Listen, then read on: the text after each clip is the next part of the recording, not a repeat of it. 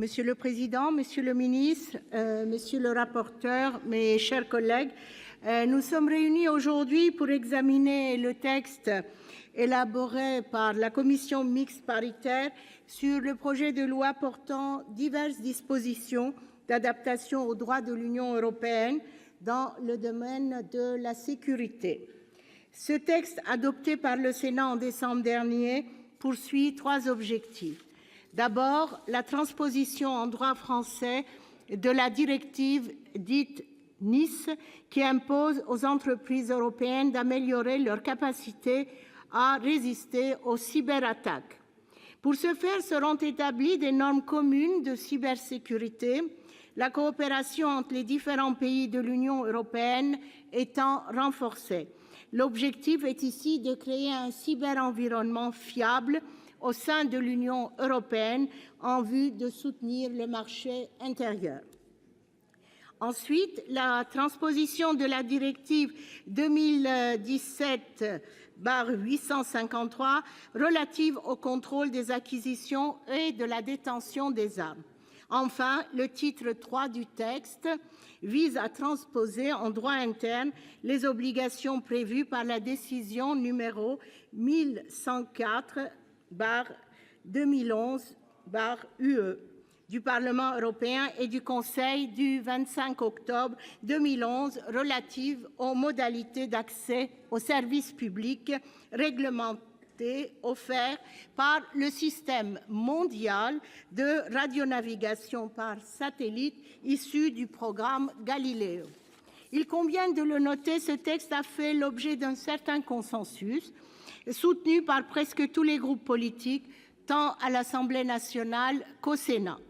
Espérons seulement, mes chers collègues, que ce consensus ne soit pas le résultat d'un travail parlementaire de faible qualité dû au déclenchement de la procédure accélérée et donc au peu de temps dont nous avons disposé pour appréhender un projet de loi aussi dense que complexe.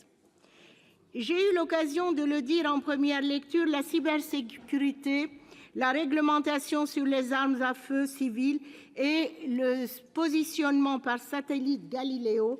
recouvrent des enjeux bien différents qui auraient mérité d'être traités séparément dans un temps propice à un travail législatif approfondi. La commission des lois du Sénat avait d'ailleurs soulevé un risque d'inconstitutionnalité de l'article 6 du PJL relatif aux obligations s'imposant aux opérateurs de services essentiels en matière de cybersécurité, tout en estimant ne pas pouvoir aller plus loin à ce stade, faute d'informations bien sûr suffisantes sur le niveau de protection susceptible d'être exigé. Il semblerait que le passage du texte à l'Assemblée nationale ait permis de lever ce doute, ce qui vient confirmer, pour ceux qui en douteraient encore, tout l'intérêt de la navette et du travail législatif, tant en commission qu'en séance. Finalement, seuls deux points restaient en discussion. D'une part, la directive armes à feu, à propos de laquelle les deux chambres avaient des positions divergentes en ce qui concerne les collectionneurs d'armes historiques, et d'autre part, la création souhaitée par l'Assemblée nationale d'une infraction de tentative d'acquisition ou de cession illégale d'armes afin de permettre à la France de se mettre en conformité avec le protocole des Nations unies relatif à la fabrication et au trafic illicite des armes à feu. La question du contrôle des acquisitions et de la détention d'armes est tout à fait capitale à nos yeux et aurait probablement mérité un texte plus ambitieux. La directive transposée apporte certes des précisions nécessaires sur les armureries et sur la vente par correspondance, mais elle ne traite que des personnes qui s'inscrivent dans un cadre légal et ne s'attaque pas du tout à la problématique du trafic. Rappelons-le, ce texte a été demandé par la France après les attentats de 2015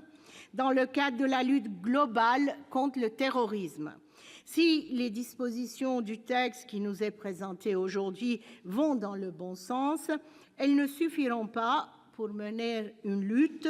efficace contre le trafic d'armes sur notre continent. Et nous devrons, exécutif et parlementaires, reprendre le travail de persuasion contre les lobbies pro-armes avec pour seul objectif notre sécurité collective. C'est donc aujourd'hui, comme en première lecture, avec un sentiment d'inachevé, que le groupe communiste républicain citoyen et écologiste soutiendra ce texte de mise en cohérence du droit interne avec les objectifs